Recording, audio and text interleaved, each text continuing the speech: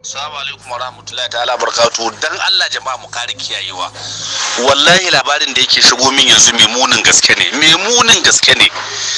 In nace a kiyaye fa ina nufin a kiyaye. Bana fatan a ce wannan shirin ya hau wani. Mu kiyaye wannan matsalolin manya ne wallahi SS din an ba su kuɗi ba dan kadan ba don su kama layi fa mai rijista ko mara rijista. Wai in nace a cire har dynamic a shago sai mu cinye ce min dynamic ne. Nace a fahimci da dokokin suke. Dokan farko shine gwamnati ta hana sai da sim ko ma wani iri ne. Doka na biyu gwamnati ta hana a yi rijistar sim.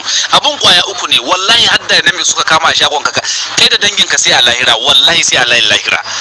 Na rantse da wanda ya halicci ni mutanen nan suka yi ram da kai, ko da mai rijista ne ko da mara rijista ne ko da dynamic ne baka da za ku a cikin ka. Saboda mu ma nace maka a hankalci shine tunda an ce an hana sai da layi an hana rijistar layi bai kamata a samu layi a shagon ka ba. Kai wani irin mutum ne da za mu zo mu ta yi wa kan wannan aiki ne zai